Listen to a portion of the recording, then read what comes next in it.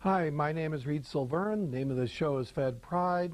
The reason it's called Fed Pride is because I'm a federal worker and proud of it. And I'm going to say something on TV that I didn't think I would say, at least not in the near past or future.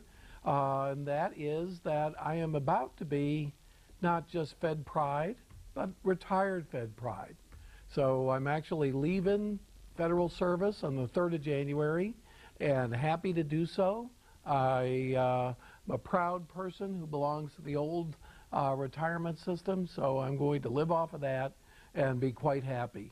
So not yet, I can still say, my name is Reed Silverne, the name of the show is Fed Pride.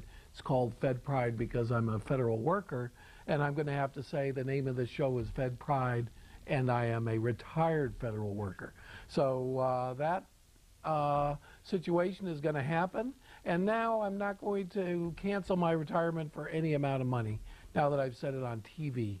How often does somebody get to do and say that? So kudos to Access Tucson for being open enough to let me do this show. And I'm going to continue to do this show even after I am no longer, at least on the books, a federal worker. And then I'll have to say federal retiree. So I'm really proud of that, and I'm glad about that. Couldn't happen at a better time because there's a budget crisis looming. Again, I do this show on Friday. This is live to tape. If I fall off the chair, you are going to see me fall off the chair. So I say something silly, as I often do. You're going to see me say something silly because this is live to tape. What I do is what you see. No editing, no nothing. So you're probably going to see this at 1 o'clock on Sunday on, I believe, Channel 72, or at 7 o'clock on Tuesday. And by the time that's on, everything I talk about is going to be obsolete, out of date. Who needs it? Who cares? But that is just the charm of this particular show. And because it's Thanksgiving next week, I'm probably not going to be here to do the show at all. So you'll probably see a new show, or see another round of repeats, and a new show the week after that. Now, if I can grab it, which I can't seem to do today, seems to be frozen over here. I'm going to give a spin to the Earth, and the Earth is still there. Subjects I'm going to talk about are a couple different things. First is, and this is just straight off the top of my head, I don't have an article in front of me, I haven't researched it or anything, but listening to the radio, there has been a vote in the House, that I believe was either yesterday or the day before yesterday, to vote for about $50 billion for the wars in Iraq and Afghanistan, with a proviso to demand an immediate beginning of pulling out troops, with all troops being out of Iraq by the end of 2008. And of course, Iraq is right there. What does that mean? Well, I think it's kind of in my opinion, a dumb political move on the part of the Democrats, because whether they like it or not, and I like it a lot, the surge is helping at least stabilize the military situation. I've said a long time, for years, that Rumsfeld was completely incompetent. He needed to be fired. And when he was fired, not only was he fired, but Sanchez, the entire military chain, top to bottom, was gotten rid of out of Iraq. And the military leader in Iraq, or over the Iraqi theater, is a fellow named General Petraeus, who wrote a book about counterinsurgency. And basically his book was, don't build giant bases, build little bitty bases, actually secure the territory. You're going to need boots on the ground. You're going to need more soldiers. Completely the opposite of Rumsfeld's transformation strategy. His transformation strategy was, we don't need hardly any soldiers to take over anything. All we need are high-tech weapons, satellites, and so on and so forth. When we went into Afghanistan, which was basically the whiff of gunshot system. The Taliban had strained relationships with most of the sheikhs and the people in Afghanistan, so that Karzai, first of all, the Northern Alliance was against him, and then later Karzai was against him. Here's Afghanistan over here, the Northern Alliance was over there. And the real basis of Taliban rule, Kandahar, Jalalabad, were over here. So basically what happened was, they say that Karzai, the person who's now the president of Afghanistan, that his cell phone was the most potent weapon of the entire war. So basically we sent special forces spotted the enemy, or else friendly sheikhs spotted the enemy, and B-52s and so on and so forth from bases in the stands over here came in, battered the heck out of the Taliban, and their alliance internally collapsed. Basically, the various factions of the Afghan society came to our side. So basically, with very, very small numbers of troops, some high tech, lots of good communications, and air power, we were able, with allies, to be able to crack the opposition and take over Afghanistan. And in that particular war, we had the support of NATO and so on and so forth. Iraq, of course, completely different story over here. 24, 25 million people, ruled by the Ba'athist Party, ruled by a savage dictator who had killed many, many people, 200 to 300,000.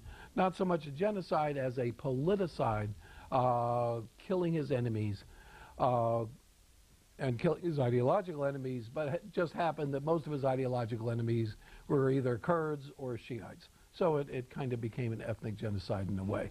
But not total, but still horrible. 200 to 300,000 people over a period of about 20 years. But on the other hand, he also tried to kill the president's father. When the president came in there after 9/11, he was ready to roll against Iraq. It took a couple years before that got started. And once Afghanistan calmed down, he basically started operations in Iraq.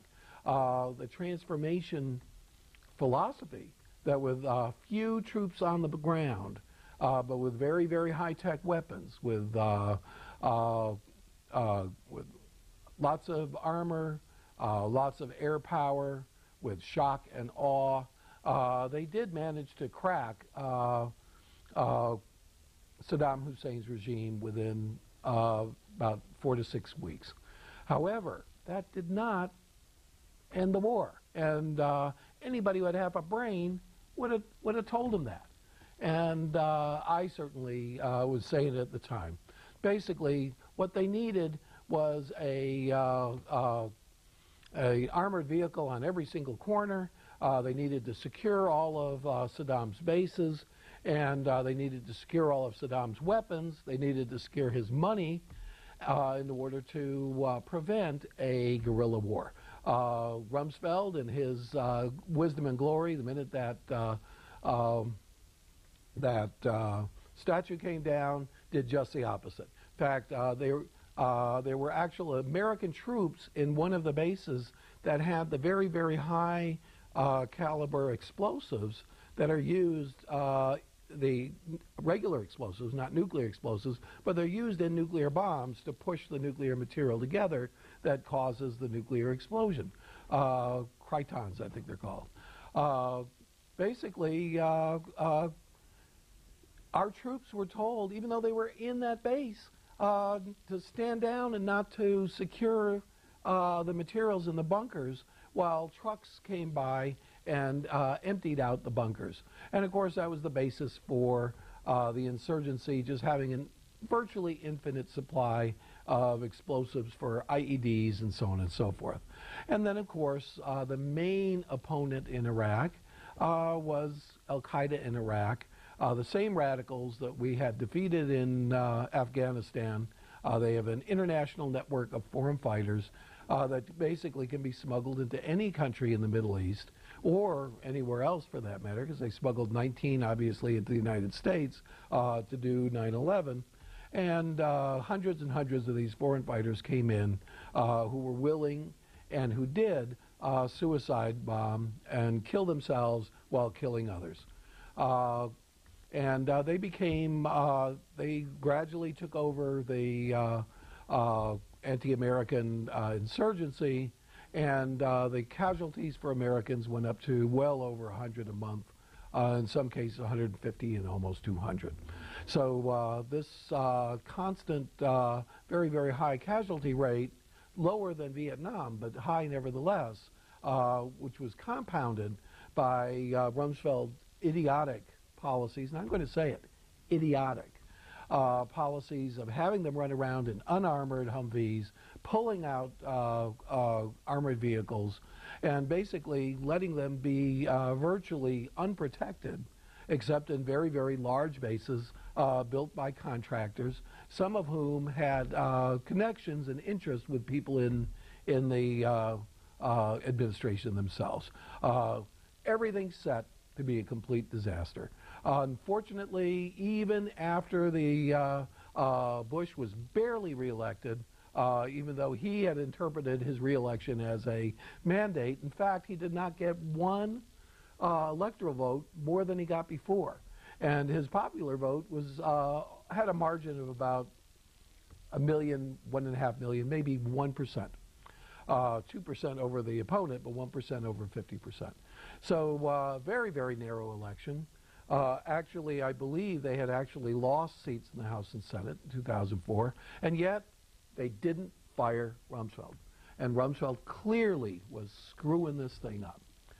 It took another election in 2006 for basically the American people to reject an absolute majority of the House and the Senate to bring both houses of Congress from total Republican dominance to Democratic dominance, for them to realize that Rumsfeld and his stupidity and his idiotic tactics were hurting the Republican Party. Rumsfeld was summarily fired.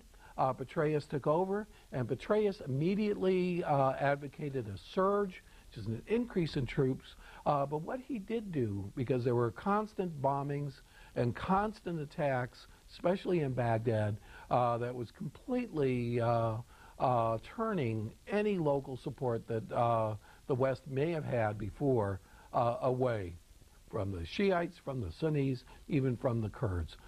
Constant attacks on mosques, attacks on people trying to buy things at outdoor markets, just constant bloody attacks. And then Al-Qaeda in Iraq went way too far. They started attacking the other Sunnis in Anbar province. Anbar province is this deserty western part, but it also has the Euphrates Valley, and Fallujah, Ramadi, these cities that Tel Afar, that Al-Qaeda in Iraq had dominated, were in there too. So they started actually going after, as if they controlled the government, as if they had controlled, had absolute totalitarian control. They started a purge of the Sunnis and started killing the Sunni sheikhs. All this did because, fortunately, Rumsfeld was out, so was Sanchez, so was Abu Zaid. All of our military chain that screwed this thing up were out, and Petraeus was in.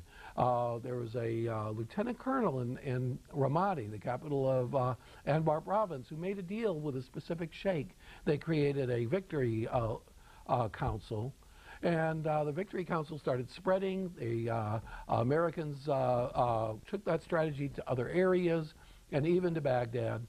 And eventually, the Al-Qaeda in Iraq is virtually defeated in Anbar province, with a subsequent reduction in IEDs and American casualties.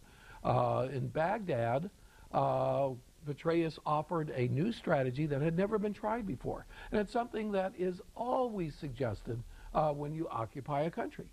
And that is to go out there in every neighborhood and create a presence in every single neighborhood to give the people a feeling of security. And small bases were put in various neighborhoods throughout Baghdad, and took a few months. There was some tension with the Shiites, who were having their own civil war at the time, between al-Sadr's Mehdi army and the Badr Brigade, who are loyal to the Ayatollah who's in charge of the Shiites. Both sides, oddly enough, are pro-Iran, anti-American ultimately. But both sides, the al-Sadr people started opposing the Americans, and it got so bad that even al-Sadr told his own people, back off and stand down, because the people in Baghdad were sick and tired of the violence. Baghdad's not free of violence, but it's greatly improved. So what do we have? We have lower American casualties. We'll see whether that stands. I suspect it will. And we have a situation where our number one enemy, the enemy that we should have been fighting, and the only enemy that we should have been fighting, which is al-Qaeda, the people that blew up the Trade Center and killed 3,000 Americans, and the Pentagon, largely, although not totally, defeated. There's still an area north of Baghdad with a mixed province called Diyala province, where there is still some fighting, and where we're still going after and making alliances, and they're still killing sheikhs that are for us. So at this point, in my opinion, then saying, oh no, you know, we're going to set a date and leave, we're getting out of here, is a dumb thing. We've committed ourselves, and these people, these sheikhs have committed themselves to our presence until they can defeat our enemy and their enemy. Al-Qaeda went way too far. They made themselves very, very unpopular, and it's telling for now. So I have to say it, and even though I was very skeptical and was against our strategy when Rumsfeld was in there, give it a chance. I know that these back-to-back rotations over there are very, very painful. I have friends over there who are at risk, who work in the agencies that I have worked for, people that I know personally, and I hate to see them over there in harm's way, but let's give the surge and this new strategy, a strategy that had we taken in 2003, we would be pulling troops out now. And I believe that there is still a plan to at least reverse the surge and bring the total down to 140,000. 140,000 is the top. Before the surge, I think 147 or something like that, but pretty close to the top of the number of soldiers we've ever had. So that we can actually transition these little bases throughout Baghdad and these bigger bases throughout the country to other Iraqi units. And now there are a lot of Iraqis. The Iraqis, basically the deal was that if you defeat our enemy and stabilize your country, we'll get out of here. We have no reason to be here, and we don't want to be here. And that is the only way to get us out. And if we work this otherwise, we're going to have a problem. So anyway, what is that on a political thing? I'm going to be very, very quickly about that. Congress put this provision in that we'll vote the money for the war, but we got to be out of here by the end of 2008. And basically the Senate, the Republicans in the Senate blocked it. So now there's no funding at all, at least for this round. And they're threatening, at least the Secretary of Defense is threatening a furlough. I was personally in a furlough back there in the Clinton era. I got paid, but I have to admit I had a couple days over there because, and also a hurt pride, because I found out once and for all, and I'm sure that's leading 10 years later, 13 years later, to my eventual retirement, that I was not essential. And I'm sure that will be true again. Not essential, you're going, unpaid leave, you're furloughed, forget about it. So until they fund it, there might very well be furloughs. The basic threat on Friday, November 16th, is 100,000 civilian employees out the door, unessential, probably more. And I suspect that probably by the time you see it, and if you don't see it this week, that by the time you see it during Thanksgiving week, this will be resolved one way or the other. Somebody will pass something. But right now, it looks like a furlough might happen. A couple other issues that I'm going to talk about, and one that I'm really pleased about, and that is the King of Spain went to a gathering of, I have to admit, left-wing leaders in Chile. It was dominated and called by Hugo Chavez, my bête noire, the person I like the least in all of Latin America. And Hugo Chavez immediately insulted the king by saying that the previous Spanish prime minister, of a democratically elected prime minister who was democratically unelected and left, was a fascist. And the king turned around and he said to Hugo Chavez, and I'm going to find the phrase, okay, I can't find it in Spanish, but basically it means shut up. And great. After taking over the media and declaring himself president for life, I definitely agree with that, and I'm real pleased to see that. And all the things that have happened in Venezuela, riots in the universities, the general that basically saved his regime and probably his life during the coup in 2002, coming out and saying that he is trying to be a dictator and coming out against him for the current revision of the Constitution, which is probably going to win. It's great to hear somebody have the guts to come up and stand up to Hugo Chavez. And I've already talked about the fact that an American oil company, Citgo, is actually owned by the government of Venezuela. And last week I proved it with a full-page ad in the New York Times that said the Embassy of Venezuela invites you to a certain concert. At the bottom it said Citgo, a division of PDVSA, which is the Venezuelan oil company owned by the government. So, so much for Chavez. There's also a report here that Chavez might have killed some Guyanese, murdered some Guyanese miners at the border, blew them up, who were mining at a river on the border.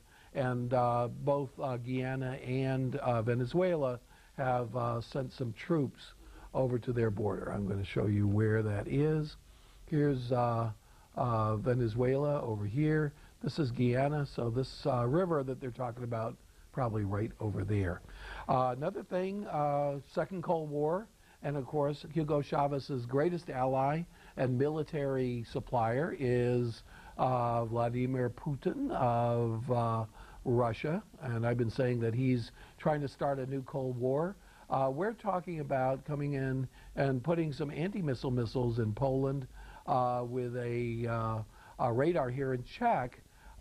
Basically, Putin's general, and that is General Vladimir Zaritsky, chief of artillery and rocket forces of Russia, is now saying that Russia may put Iskander missiles right over here in this little country. That country is called Belarus. It's ruled by a dictator named Lukashenko, who is anathema to the West. Even the Europeans won't trade with him and boycott him. But he's willing to take missiles from Russia, and these are short-range missiles, no more than 310 miles, but in the short run, only 190 miles, because mid-range missiles were destroyed by treaty between Gorbachev and Reagan back in 1987. And Putin is even talking about violating that. But these are strong enough to actually hit any anti-missile bases that we might want to put into Poland. And of course, Putin is very resentful that the Soviets have lost their empire. He's an old KGB agent. And he's double resentful because both Czech and Poland were part of the Warsaw Pact and supporters of the USSR, the Soviet Union, that was the previous Russian-dominated communist empire. My name is Reed Silverne. The name of the show is Fed Pride. reason it's called Fed Prize, because I'm a federal worker and proud of it.